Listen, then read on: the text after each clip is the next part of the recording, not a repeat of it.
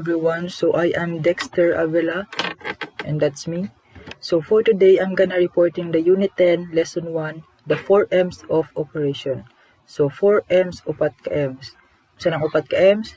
Method, machine, materials, and manpower. So una sa method. Sa din ang method. Method refers to the process which is strictly followed in the manufacturing of a business product. The transformation of raw materials into a finished product is called manufacturing. So for example, ikan sa kahoy mahimo na og bangko. Diba? So ang method mo ni siya ang preparation lang. Preparation parang na siya para sa imuhang produkto. Okay. So there are 3 elements of manufacturing. Okay, number 1 is input. This refers to the materials or ingredients that are being used in creating the product. So, input mo ni siya ang materials para himuon pa lang og produkto. For example, kay na katong kahoy. So, number 2, process. This refers to the transformation phase where the raw materials or ingredients that are being processed by manpower and machines to come up with the final product. Process o proseso para sa imuhang final product o para sa imuhang isa ka produkto. Mao na siya ang process, proseso para sa imuhang produkto. So number 3 is output. This refers to the final product that is intended to be sold to target customers. So gikan sa pag-process sa imuhang mga raw materials, nahimo na siya og output. It means nahimo na siya og finished product. So sa output, ang imuhang finished product, imuha na siyang ibaligya sa imuhang target customers. Okay. So, manufacturing sites option. So, first is home-based site option. This site option is the cheapest among the 3 and highly flexible. This is the best choice for the most startup businesses that do not have the capacity to establish a manufacturing site yet. So, home-based site option. Mao ni siya ang business nga ginahimo pa ang imuhang product sa imuhang balay. Mao ni siya ang, for example na lang diyan ani kanang namaligya gani sa palengke og mga kakanin, di ba? Ang ilahang mga product o ilahang mga kakanin kagihimo pa na sa ilahang balay. Wala man na sila kanang kanang ilahad yung sarili nga pwesto sa ilahang paghimo sa ilahang product. So sa ilahang balay pag na sila himo sa ilahang product kay small businesses pa man. So ibig sabihin ang home base mao na siya ang business nga ginahimo ang produkto sa inyong balay. Okay, number 2 na mo na siya.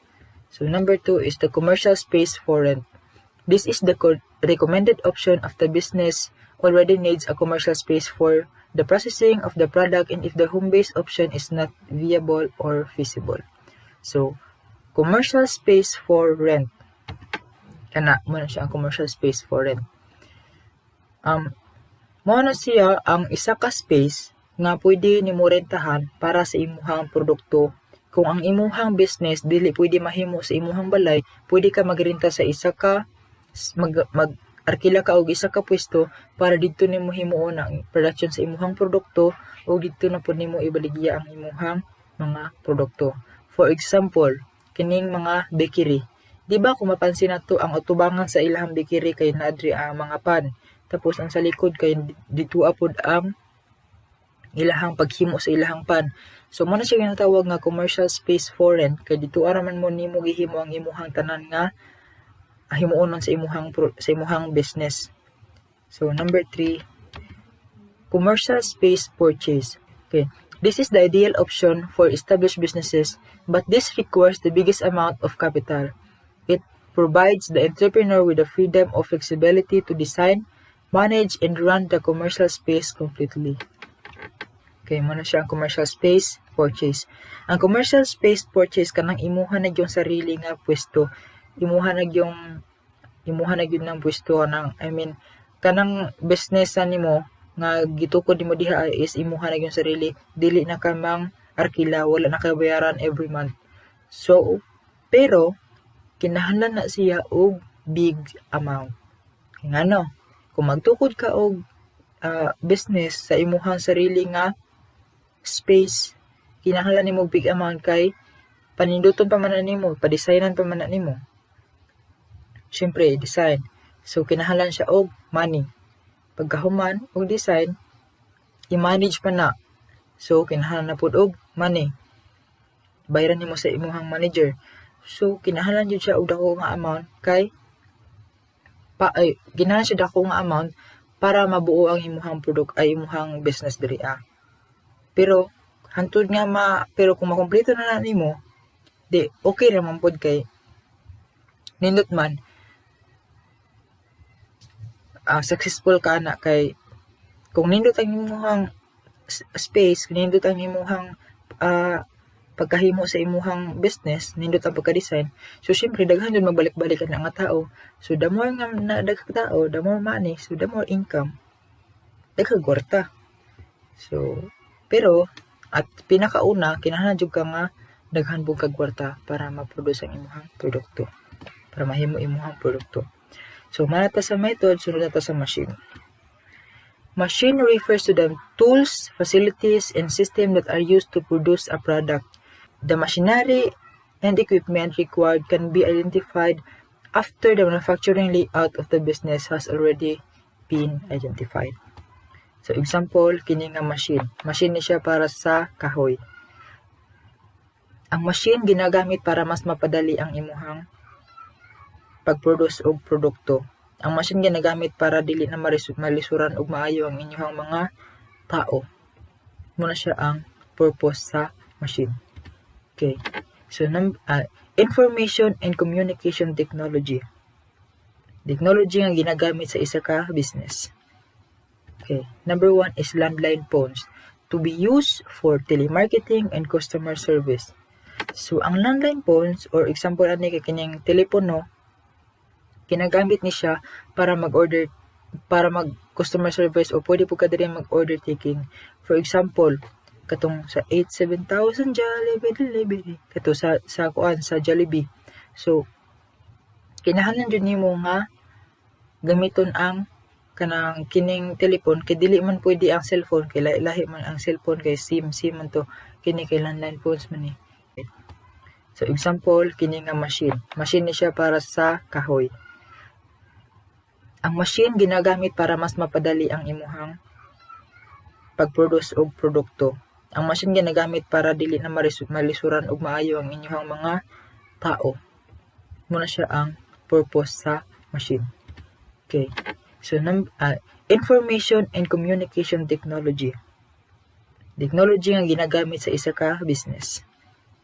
Okay. Number 1 is landline phones to be used for telemarketing and customer service. So, ang landline phones or example ani kay kining telepono, ginagamit ni siya para mag-order, para mag-customer service o pwede po ka diri mag-order taking. For example, katong sa 87,000 Jollibee delivery. Kato sa Jollibee. So, kinahanglan jud nimo nga gamiton ang kanang kining telepon kay dili man pwede ang cellphone kay lahi man ang cellphone kay SIM man to, kini kay landline phones man ni. So, pero daghan pa ang mga business nga magamit nga pwede gamitan og telephone pero ang Jollibee lang akong nahibaw-an. So, okay, kaduha, mobile phones to cater the option to have mobile application for the business for order taking, payments, marketing research, mobile banking, and internet promotion. Example, kanang cellphone na mo na example. So, ang cellphone, ginagamit siya for order taking, katong giingon ako gaina.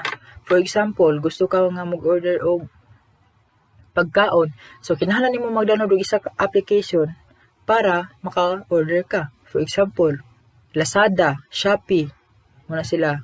Dili lang pagkaon, mga uban-ubang pa mga gamit kung maka-order ka. Food Panda, yung ana. So, application para ma-order nimo tong imong gusto nga i-order. Pwede pud nimo siya gamiton for payments. Ang example ano yung payments kay kinang GCash, Paymaya, o PayPal. Napay daghan na kubalo sa uban. mobile banking kato gani. Kato mga Lazada kanang GCash o Paymaya o PayPal. Pwede man siya mobile banking. Kay pwede man nimo dahay ipon imuhang kwarta. Pwede mo siya pang bayad payments. Man siya ang use sa mobile phones. Computers for internet marketing, taking orders, and online response and queries. So example, kini online marketing ang iyahang gamit sa iyahang computers. So ang computers, pwede nimo siya gamiton for taking orders. Mag-order ka sa bisag unsa imong orderon, pero kinahanglan siya og application or isa ka website para ma-order nimo ang imong gusto i-order. Okay. So, point of sale or POS machines. POS machines for charging debit or credit card, tracking sales, storing data, and analyzing purchase. So, ang POS kay perminti nato na siya makit-an nga machine kung moadto ta og mall or sa mga grocery o mga grocery. So, dili tanan grocery ha, naay kaning pang counter gani, tawag POS gani na. So, POS o kining POS machine kay mo ni siya ang kining sa counter o kini pong pang swipe para sa credit card. Muna siyang example sa POS. So, ang kining credit card, pwede siyempre credit card pang bayad. So, wala may kanang machine nga katong dako gani nga machine. So, pwede ning murag calculator para makabayad ka sa imuhang gipang palit kung wala kay cash. Ya kining pang counter, mao na siya mag-analyze sa mga gipang palit nimo, mag-store sa data, analyzing purchase kana. Mao na siya ang katong mga POS, mao na ang mga POS. Okay. So, accounting and inventory software for accounting business transactions, profitability, sales, and inventory. So, from the word accounting and inventory. Example, so, kini nga system, automatic na ni siya para mag-account sa imuhang business or mag-inventory sa imuhang business.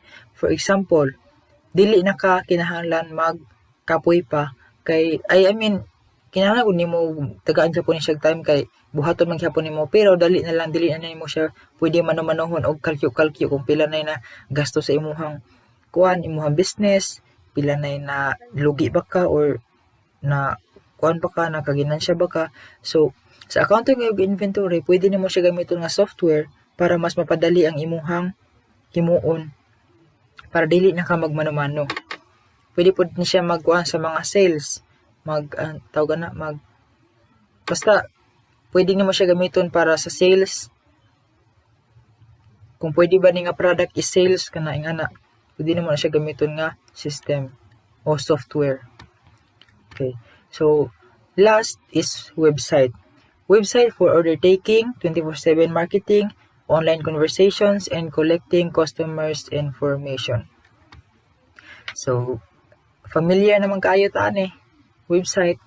Namagitay sarili na to website, pero for school lang siya purposes. So, ang kini nga website nga ako i-example kay namaligya ni sila og cake. Pwede ka mag-order diri Pwede po nimo sila i-chat, iingon nga, wala ina po diyan naglami di ba? Pwede man ta mag-ingon sa ato ang feedback sa ilahang product para po ma-inform sila kung unsa pay kulang sa ilahang product. So, mo na ang website, dili lang kay pagkaon tanan, naapoy uban nga bisag unsa. Basta everything you want. Mo na siya website. So, entrepreneurs' responsibilities in safeguarding machines. First is protecting against fraudsters by creating strong password in use only by authorized employees. So, kung ang imuhang negosyo or ang imuhang business kay systematic na, kinahanglan po nimo nga mo create og strong password para ang imuhang mga employee sila lang ang makabalo sa password. Okay, so number 2, training of employees in keeping information confidential, including passwords. So, syempre, kay nag-create na ka og strong password, kinahanglan po nimo i-train ang imuhang mga employee so that dili sila mag-ingon-ingon sa lain nga mao ni ang password sa amuang company. Mag-ingon-ingon sa lain nga mao ni ang password sa amuang company. Para dili madaot ang inyong kumpanya or ang inyong business. Okay, so number 3, constant updating and checking of software programs against viruses and hackers. So, kay imuhang business systematic naman, for example, dapat po na ang gina-maintenance na siya og update para walay virus o walay mahack sa imuhang mga machines. Okay, daghan ra bag hackers karong kalibutan na. Okay, so sa number 4, assuring that there is a business continuity program or BCP should machine not work properly. So kung mapalit kini kag isa ka machine para sa imuhang business, dapat na siya BCP or business continuity program na kung madaot siya, pwede siya mailisan or pwede siya maayo pa. So sa number 5, appointing experts in the business, software, and computers. So, appointing experts, dapat kung syempre systematic na ang imuhang business, ang imuha po dapat ang kaunan na is mga expert sa about computer o mga software. Kaya for example, nagpatakara ka og kuha og mga trabahador about sa mga kanagong example IT, ay mga computers mo ginailaha. Wala ka kabalo nga nagpatakara dito siya. So nadaot na ang imong computer o mga software, nagkalas pa ka og kwarta. So dapat kabalo na kadaan nga sa imong sarili nga dapat ang imong kaon is expert. Okay, so number 6, having insurance coverage for equipment. So dapat po kung mapalit kini kag mga machine para sa imong business, dapat every machine na ay insurance. Para kung for example maguba ang machine, so na siya insurance, gaman na lang imong bayro nun, kaya naaman siya insurance. Okay. So man nato sa machine, so sa materials na pagta. Okay. Materials refer to the raw items that are used in creating a product or performing a service. The materials specification, quantity needed, and the schedule of delivery should be clearly planned. So, ang materials, muna siya mga raw items o raw materials para himuon og produkto. So, for example, naa kay supplier sa imuhang material. For example, katong kahoy giina. Supplier nimo sa kahoy. So, karon nga month, nag-deliver siya sa inyuhang manufacturing site. Pagkahuman, in the next month, wala na po siya nag-deliver.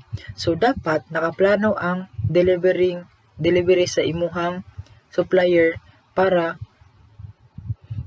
dili maundang ang inyuhang pag-produce og produkto. Kay sila man ang imuhang supplier.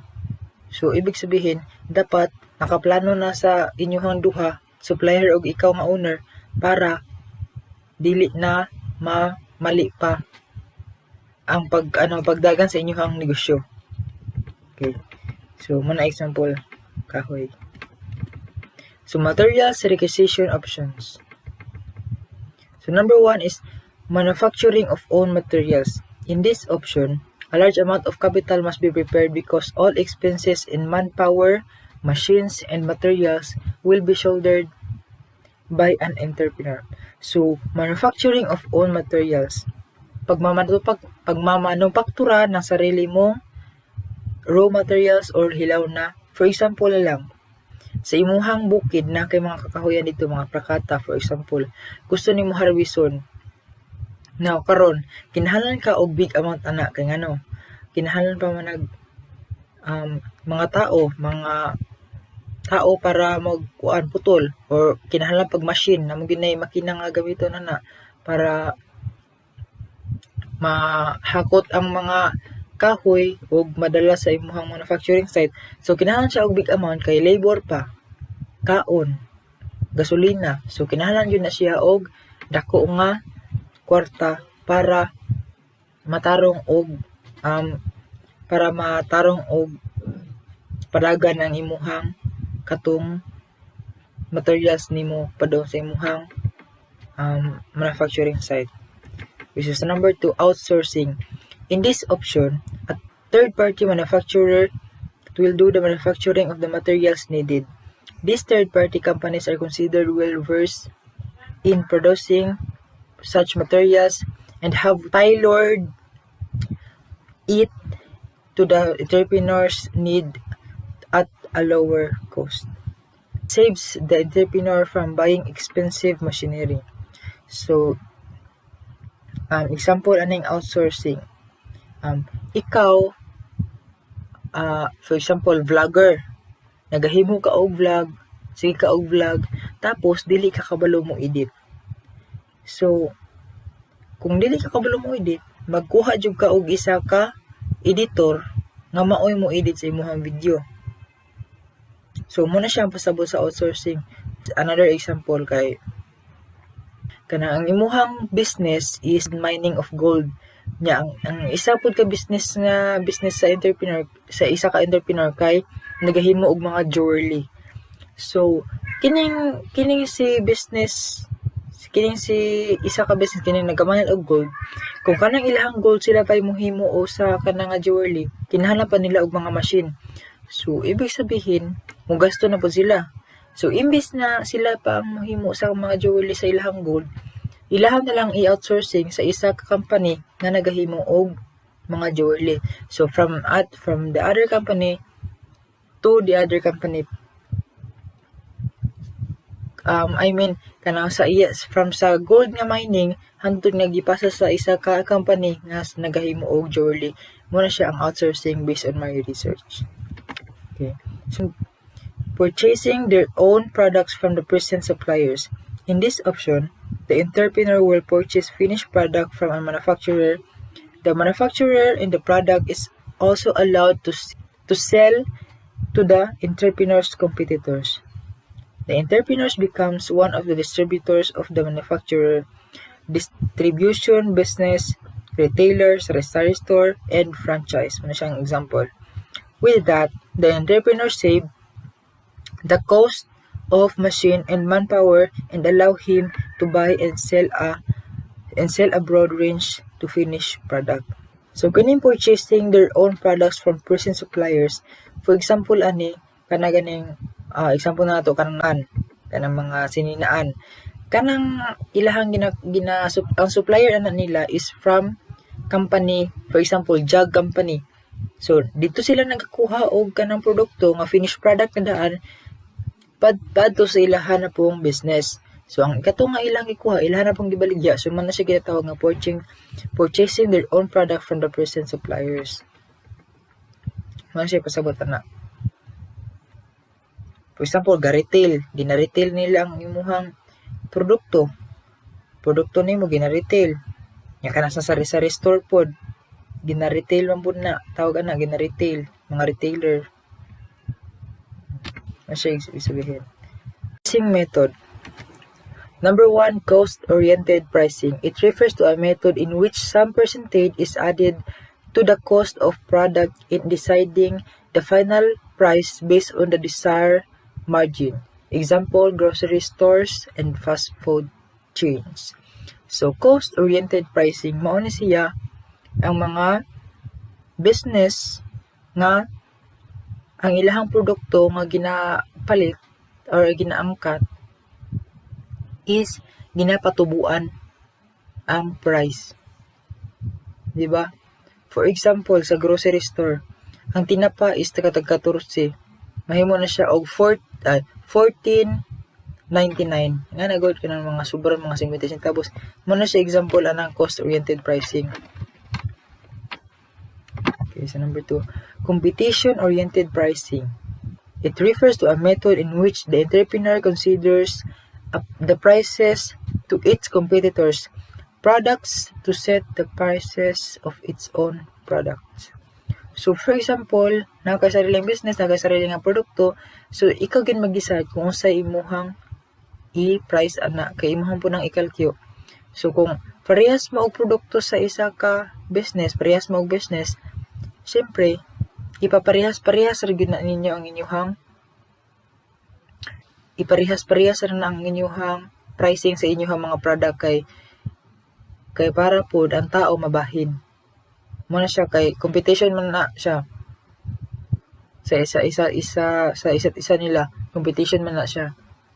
So mo na siya ang competition oriented pricing. Dapat parehas og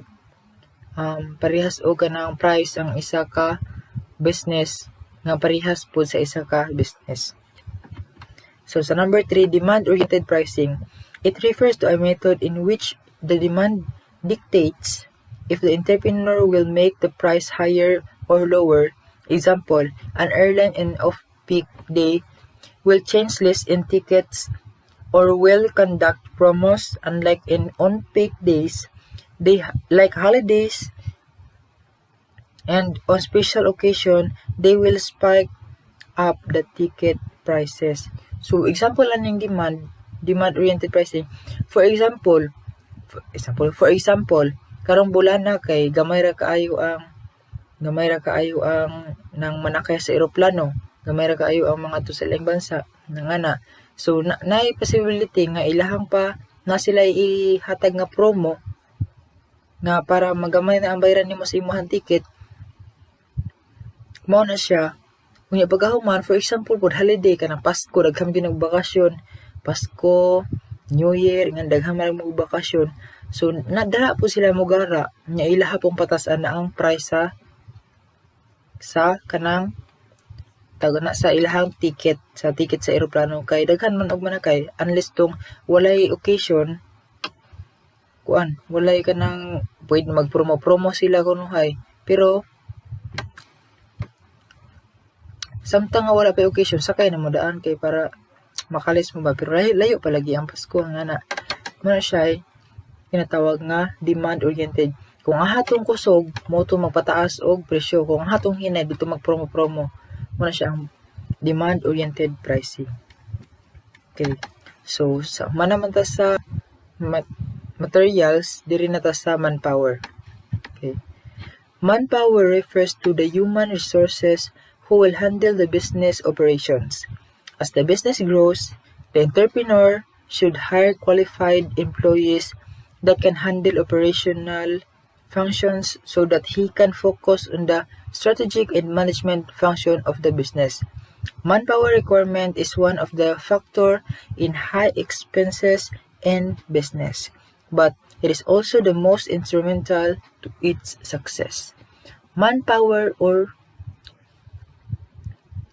mga trabahador. Manpower gikan sa usog sa isa ka tao. For example, kanang isa ka manager nga sa manager mo siya ginatawag isa na siya sa example of manpower. For example, kanang mga construction worker, mga manpower na sila. Nabilong na sila sa mga manpower. Sa mga professional, kanang mga engineer, mga katunggain na tong manager, mga teacher, mga sila mga manpower. Okay. Qualification standard. So sa manpower, it refers to the personality required to a worker's overall physical attribute. So manpower, kung unsa ang imuhang kakayahan, imuhang skills, muna siya ang number 1 qualification standard. So sa number 2 is the experience. It refers to the length of working experience in relation to the job criteria required as a worker.